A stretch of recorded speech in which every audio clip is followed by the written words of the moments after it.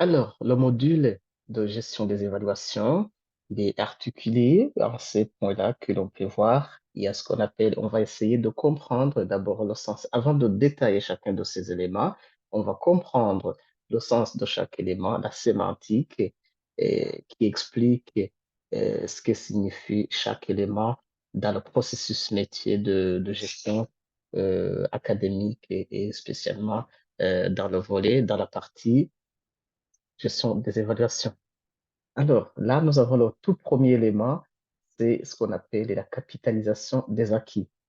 Et pour comprendre cet élément, il faut se référer au standard BMD qui organise les enseignements sous forme de semestre et qui stipule que chaque élément trouvé donc il est acquis d'office. Donc, là, quand est-ce qu'on aura besoin de ça? On aura besoin de la capitalisation des acquis pour les étudiants qui ont échoué. Par exemple, si je suis en première année et que je redouble, l'année prochaine, le système doit être suffisamment intelligent pour amener les résultats que j'ai eu l'année passée, donc de manière automatique. Et ces résultats doivent être des notes pour les unités qui ont été trouvées par défaut. Ces notes suivent l'étudiant, mais aussi pour les unités qui n'ont pas été validées, il peut se trouver dedans qu'il y a des cours où l'étudiant a eu plus de 10 sur 20. Donc, par défaut, cette année, bien que l'étudiant ait un redoublement, il va pas faire tous ces éléments-là. Donc, donc on va importer, on va le faire suivre les résultats de l'année passée. Ça, c'est côté capitalisation des acquis. Et là, c'est une tâche qui n'est pas de facile. Et lorsqu'on fait une gestion manuelle, on va voir en long et large comment ça se fait. Et puis, bon, avant de continuer, il est conseillé, bon, même le système exige, pour pouvoir euh, commencer à saisir les résultats de l'année en cours, le système exige qu'il y ait une capitalisation déjà qui est là. Donc, on va voir en pratique comment ça se fait. Et puis, il y a le contrôle des évaluations. Là, normalement, lorsqu'on met en place de tels outils de gestion automatisés, là, on comprend bien que dedans, il y a l'automatisation. Euh, les autorités, l'organe dirigeant a besoin d'être au courant de l'avancement des activités. Euh, Là, par exemple, pour ce qui est des évaluations, euh, le doyen, par exemple, il a besoin de voir que tel enseignant a remis les résultats et quand est-ce qu'il l'a fait. Bon, ça, c'est au niveau du décanat, mais aussi au niveau des directions académiques, ça dépend de comment vous les appelez chez vous. Ils peuvent avoir besoin ils peuvent avoir besoin de s'enquérir de l'état de remise des résultats pour savoir quels sont les examens qui ont été, qui sont déjà passés, quels sont ceux qui sont en attente, et ainsi de suite, et ainsi de suite. Donc, c'est via cette partie-là où, pour chaque examen, donc il y a eu remise des résultats, donc il y a eu examen. L'examen normal se programme dans le module de gestion des enseignements. Et puis, pour des examens qui ont été programmés, le logiciel permet à ce que, à la réception des résultats, puisque c'est une activité qui doit être tracée, parce que ça engage les résultats académiques, c'est très important. Donc, à la réception des résultats, le système prévoit un cadre, une fenêtre où on va cocher que les résultats de ce cours sont reçus en ce date, et ainsi de suite, en cette date, et ainsi de suite, et ainsi de suite. Et comme ça, il suffit juste de recevoir, lorsqu'on reçoit l'autorité qui est hiérarchiquement au niveau élevé, il va voir que à telle date, il y a eu ceci et cela, et ainsi de suite, et ainsi de suite. Et puis, le système BMD Soft que l'on a conçu, comme son objectif principal, c'est beaucoup plus pour réduire le temps qui est alloué euh, à la réalisation des activités courantes. Et il prévoit que les enseignants puissent saisir les résultats académiques, les notes, eux-mêmes, peu importe où ils se trouvent.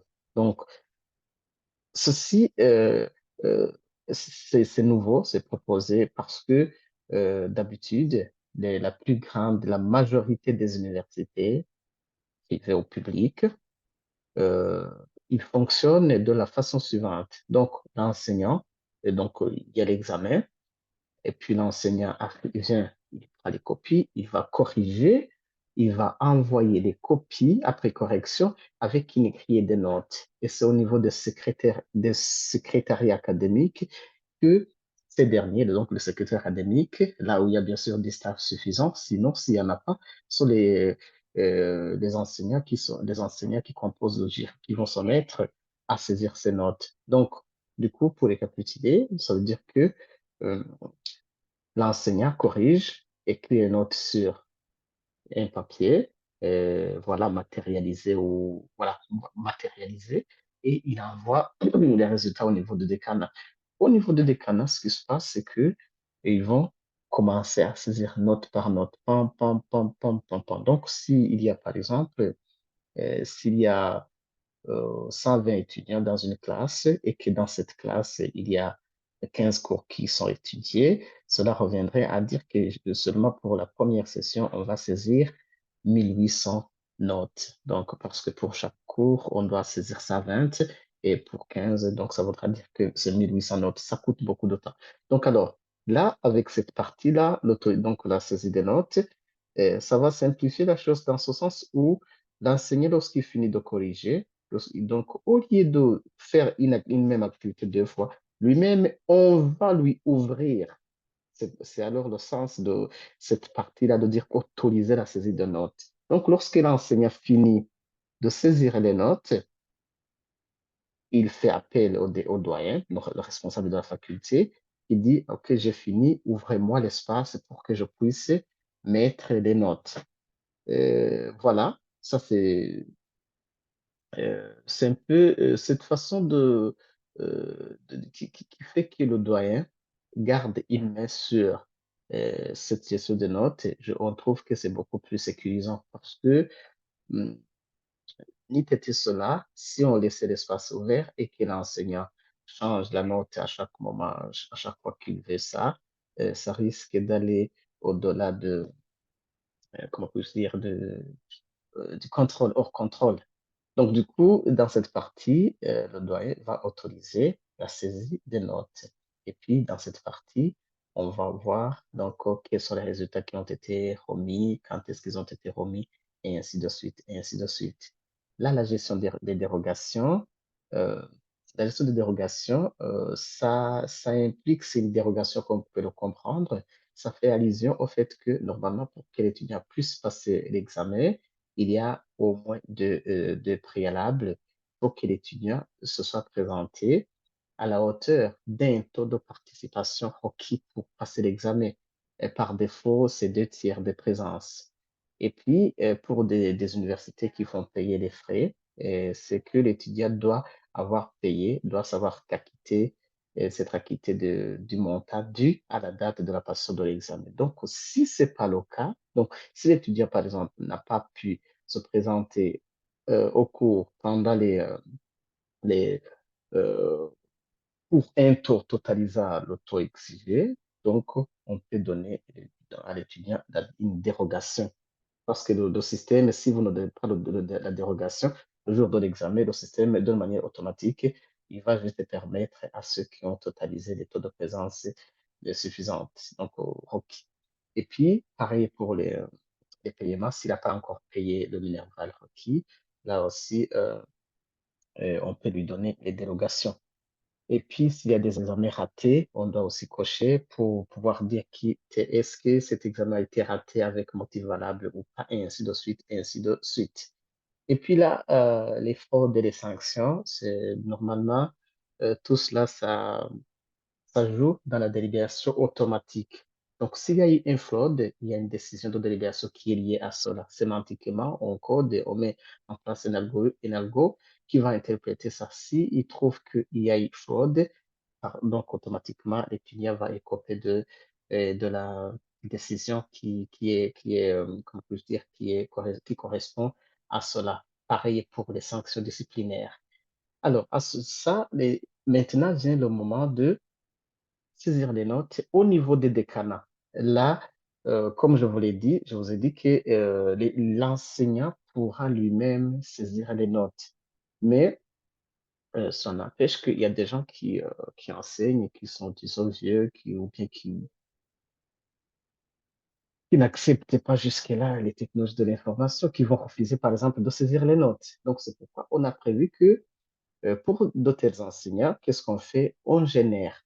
Toujours, il ne faut pas qu'il y ait une saisie des notes deux fois. On génère une grille, une fiche standard que l'on va envoyer à l'enseignant. Et lorsque l'enseignant va finir la correction, il va mettre les notes dans son fichier électronique Excel. Donc, on va voir ce format-là. Et après ça, l'enseignant, il va envoyer cet Excel au niveau du décanat et au niveau du décanat, on ne va pas saisir, mais on va importer. Que ce soit 180 étudiants, ça va s'importer dans maximum 20 secondes. Et puis, là, donc ça, c'est pour générer cette fiche-là. Ça, c'est pour importer les notes une fois que les résultats sont retournés. Alors, comme il s'agit d'importer un nombre, je ne sais pas, 200 étudiants d'un coup, on dispose aussi de la possibilité euh, de pouvoir visualiser si les notes sont là. Et puis, cet élément est utilisé, l'historique de modification des notes, ça intervient lorsqu'il y a une modification des notes après une délibération donnée. Supposons par exemple, s'il y a une réclamation, bon, là, dans le format, bon, là, c'est beaucoup plus au niveau de la traçabilité. Je pense que je vais vous parler beaucoup plus lorsque j'arrive à son menu là, parce que c'est beaucoup lié euh, au, euh, comment puis-je dire, à la traçabilité de qui a changé quoi, est-ce que cette personne avait les droits. Donc là, avec ce menu-là, on arrive à voir que le 21 août, voilà, Marc a changé la note du cours d'informatique. La note initiale, c'était 3, il lui a donné 8 et le motif, c'était par exemple une réclamation. Donc, cela, comme c'est traçable, donc si lorsque l'autorité aura besoin de vérifier si c'est vrai, un audit interne pourra avoir les bases de vérification, ce qui n'est pas le cas lorsque juste on se met à cumuler les paquets là, Excel et tout ça que l'on met là-bas. Chaque personne peut accéder et changer sans qu'il y ait cette trace. Donc là, c'est la saisie des notes. Une fois qu'on a fini cette étape, alors on passe à la délibération. La délibération, ça se fait dans son menu, la délibération, on délibère la première et la deuxième session et c'est de manière automatique. Qui dit automatique, ça voudra dire que normalement, c'est un système automatisé. Ça voudra dire on explique au système ce que signifie par exemple réussir. On dit par exemple sémantiquement, réussir, c'est par exemple avoir réussi 50%, voilà, n'avoir aucun élément NQE est raté, tout ça, tout ça. Donc, ce sont des algos que l'on met en place pour pouvoir délibérer de manière automatique. Là, c'est une liste des grilles et des grilles complètes et des grilles pour les étudiants en ordre. Donc, une fois après la délibération, comme vous allez le voir, c'est juste un bouton. On appuie sur le bouton et le système va aller chercher la classe concernée, les cours qui sont étudiés, les groupes dans les unités. Et pour chaque étudiant, il va pouvoir trouver euh, les notes au niveau de chaque unité et décider pour chaque unité, quitte à ce que à la fin, on aura une grille toute complète et l'on va voir ça. Et puis, les grilles que l'on présente, il y a les grilles complètes. Normalement, bon, c'est une grille, comme vous pouvez le comprendre, elle est complète et elle est différente de la grille pour le jury. Bon, certaines universités, bon, les décisions sont automatiques. Les décisions sont automatiques et là, on se dit, comme les décisions sont automatiques et que de l'autre côté, il y a le jury qui reste dans la réglementation actuelle une obligation, il faut que les gens qui sont là puissent euh, éventuellement avoir un espace où affirmer des décisions prises de manière automatique par le système.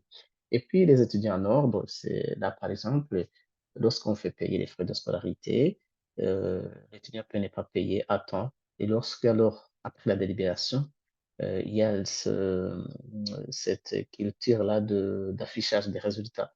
Donc, le système, lui, comme tout est lié, il va regarder côté comptabilité si tout ce qui était prévu pour avoir, donc pour être payé, si c'est déjà payé. Si c'est déjà payé, alors en cliquant là-bas, si on a, par exemple, une classe de 120 étudiants et qu'il n'y a que 25 étudiants qui sont en ordre avec la comptabilité, le système va juste générer une grille pour les 25. Et puis, ça, c'est la première grille. Et si demain ou après-demain, les étudiants partent régulariser leur cas, et on aura aussi la possibilité de générer une grille pour un, deux ou trois étudiants. Voilà, c'est donc qu'ils arrivent. Bon, là, techniquement, ça soulage la chose parce que si aujourd'hui, au jour de la délibération, il y a 25 qui sont en ordre et que le lendemain, il y a 10 qui régularisent, normalement, on ne doit pas générer une grille de toutes les 35. Là, on va générer une grille pour seulement les 10. Alors, le système donne cette possibilité de pouvoir faire tout ça. Alors, une fois la délibération est finie, il y a aussi les bulletins. Les bulletins deviennent automatiques. On va voir, c'est juste un bouton. Ça, c'est toujours cette logique de c'est intelligent, ça comprend ce que signifie chaque décision et les bulletins sont dessinés automatiquement. Alors, là, les rapports, donc alors, on va voir immédiatement et la liste des étudiants qui ont réussi, ceux qui ont échoué, ceux qui ont abandonné. Le système, il est intelligent, il peut vous donner une liste de ceux qui n'ont pas, donc de ceux qui ont abandonné. Comment il va trouver ça? Comme je vous l'ai dit, on l'apprend et on lui donne des informations sur base desquelles il va pouvoir classer les étudiants parmi les abandons et ainsi de suite. Et puis après, on va faire quoi? On va pouvoir accéder à des statistiques diverses. Parce que, par exemple, si on a une grille, si on a, disons, une classe de 120 étudiants et que les décisions sont au nombre, par exemple, de 5, ça peut être réussi, réussi, ajourné, et, et donc admis avec désuet à valider, et ainsi de suite, ainsi de suite. Donc, le système de, va être en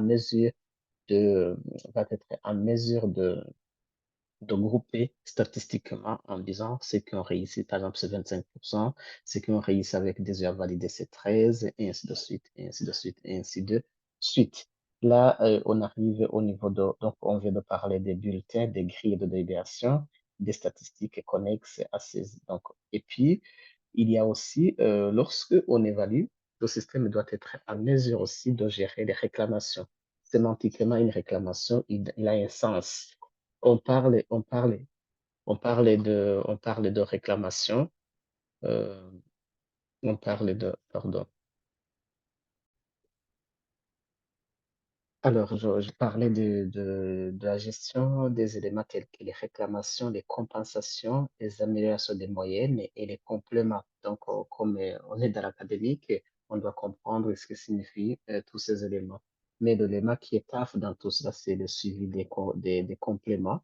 Les compléments, c'est lorsque, pour ceux qui ne sont pas du domaine, c'est lorsque, par exemple, euh, bon, entre-temps, donc le système BMD permet à l'étudiant de pouvoir avancer sans avoir à étudier tout ce qu'il avait dans l'année précédente, par exemple, mais quand même avec un taux acceptable, un nombre de cours en crédit ou des unités en crédit qui sont acceptables. Par exemple, on peut dire que l'étudiant, s'il y a deux cours qui ne sont pas validés au niveau de la première année, durant 21-22, au niveau de 22-23, il peut aller au niveau de la deuxième année mais il a des crédits à valider au niveau de la première année. Donc, le système lui-même suit, trace tout ça sans que l'on se souvienne, sans que l'on soit dans l'obligation de se souvenir pour chaque étudiant s'il a des crédits, s'il a des résultats validés dans les années antérieures ou pas. Donc, c'est intelligent. On va voir tous ces éléments. Les réclamations, c'est lorsque l'étudiant, c'est en quelque sorte des recours lorsque l'étudiant, il y a eu la délibération, comme ça se fait de manière automatique. Si c'est 150 étudiants, c'est qu'on va avoir une grille pour tout le monde, mais on peut trouver qu'à un certain moment, il y a eu il y a eu des erreurs, des notes qui n'ont pas été saisies, par exemple, et ainsi de suite. Donc, le système essaie de préconiser, de prévoir toutes les éventualités, quitte à ce que lorsqu'il y aura nécessité de gérer les recours, que ça soit possible. Lorsqu'il y aura nécessité de gérer ce qu'on appelle les compensations, qu'il soit possible. La compensation, c'est quoi? La compensation, c'est lorsqu'on est en train de délibérer, et deux fois, on peut dire, on peut enfoncer l'étudiant dans un cours donné pour le monter dans un autre, mais à condition que ces derniers soient, donc composent la même unité d'enseignement. Il y en a même qui font des compensations au sein des universités, au sein des unités différentes. Mais de manière générale, le système est fait pour pouvoir permettre à chacun, selon la réglementation interne, de gérer cette notion-là de compensation. Comme ça se sous-entend aussi, c'est compenser. Donc, ça voudrait dire qu'il y a un cours qui donne et il y a un autre qui reçoit, mais à condition que la moyenne globale elle ne change pas. Et puis après, il y a les améliorations des moyennes. Les améliorations de moyennes qui sont aussi conditionnées. Par exemple, à l'IB, si je m'appelle bien, sont autorisés d'améliorer les moyennes. Les gens qui peuvent prétendre à une distinction avec un pourcentage qui arrive à 68%, si je m'appelle bien. Et ces derniers peuvent avoir l'autorisation, bien qu'ils aient réussi la première session, par exemple, peuvent avoir l'autorisation de faire la deuxième session en vue d'améliorer la moyenne pour qu'ils puissent avoir une distinction. Là, c'est, et puis, mais là, j'ai parlé de 68, mais le système, comme chaque université peut gérer de sa façon, le système a, comment peux-je dire, euh, est paramétrable. Donc, paramétrable, ça voudrait dire quoi? Ça voudrait dire que pour une université qui considère que l'amélioration peut se faire aussi pour, je ne sais quoi, les gens qui sont entre 50 et 60, que ça puisse se paramétrer. Donc, on ne s'est pas figé. Le logiciel est souple, le logiciel est paramétrable pour répondre aux besoins de chacun selon sa réglementation interne.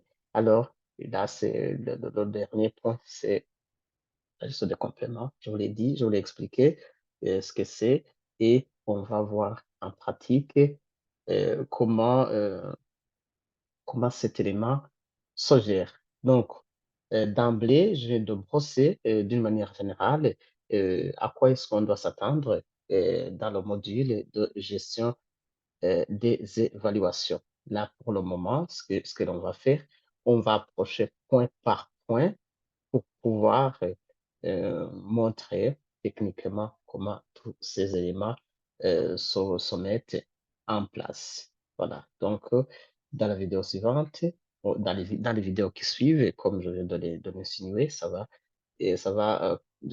vais faire des petites vidéos, chaque vidéo pour chaque élément, quitte à ce que si une personne veut naviguer d'un point à l'autre, que ce soit vraiment très facile.